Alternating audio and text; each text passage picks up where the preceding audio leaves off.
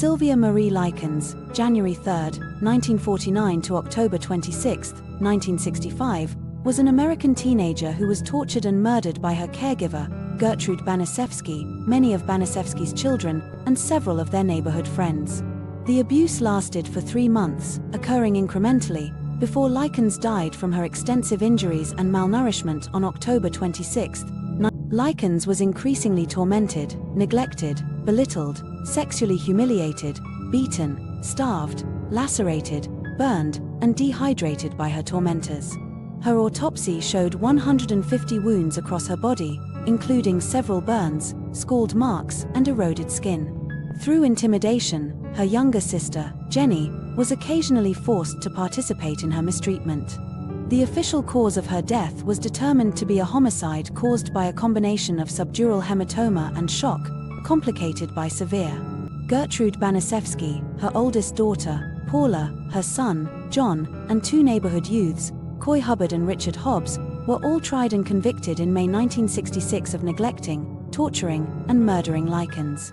At the defendant's trial, Deputy Prosecutor Leroy New described the case as the most diabolical case to ever come before a court or jury, and Gertrude's defense attorney, William C. Abecker, described Likens as having been subjected to acts of degradation that you wouldn't commit on.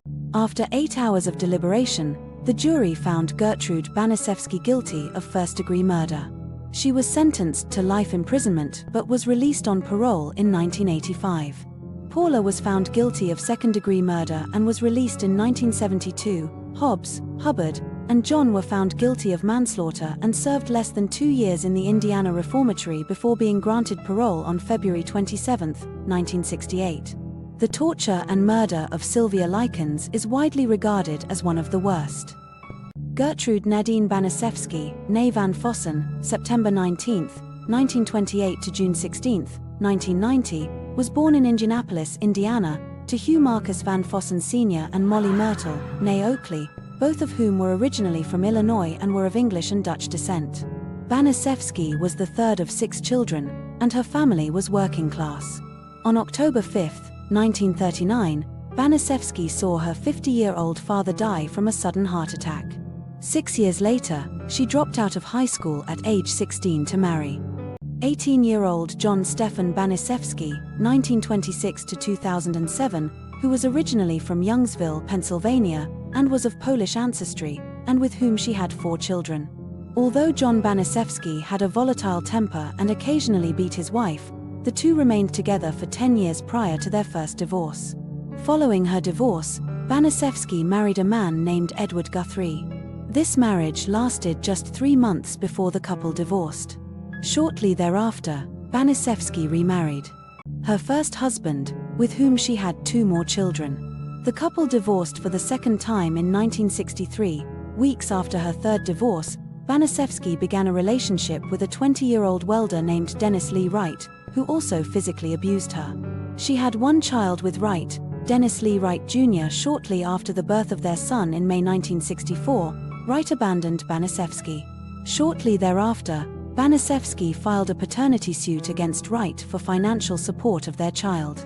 By 1965, Banaszewski lived alone with her 7 children: Paula, 17, Stephanie, 15, John, 12, Marie, 11, Shirley, 10, James, 8, and Dennis Lee Wright Jr., 1. Although 36 years old and 5 feet 6 inches, 168 centimeters in height, she weighed only 100 pounds, 45 kilograms, and has been described as a haggard, underweight asthmatic chain smoker suffering from clinical depression due to the stress of 3 failed marriages, a failed relationship, and a recent miscarriage.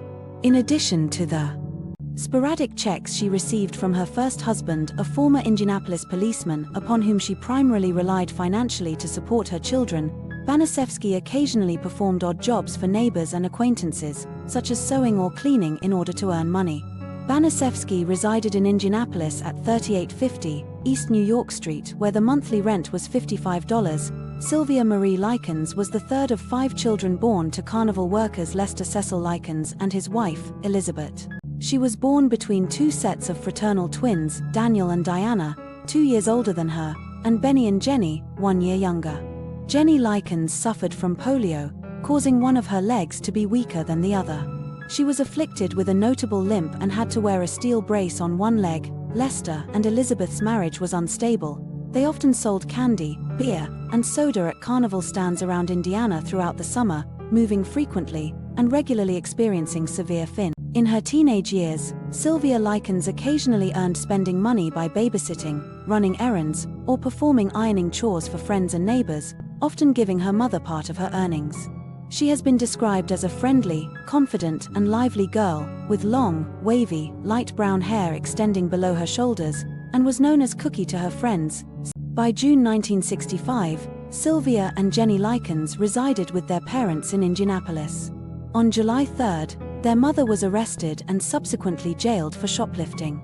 Shortly thereafter, Lester Likens arranged for his daughters to board with Gertrude Banaszewski, the mother of two girls with whom the sisters had recently become acquainted while studying at Arsenal Technical High School, Paula and Stephanie Banaszewski. At the time of this boarding agreement, Gertrude assured Lester she would care for. Shortly after the 4th of July holiday, the sisters moved into 3850 East New York Street in order for their father and, later, their mother to travel to the East Coast with the carnival, with the understanding that Gertrude would receive weekly boarding fees of $20 to care for their daughters until they returned to collect Sylvia and Jenny in November of that year.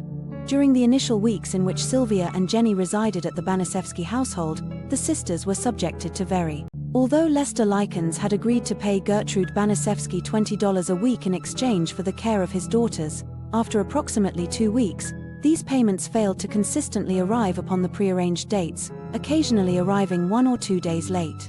In response, Gertrude began venting her frustration at this fact upon the sisters by beating their bare buttocks with various implements, such as a 1/4 inch thick, 6.4 mm, paddle, making statements such as, "Well, I took care of you two little bit hes for a week for nothing."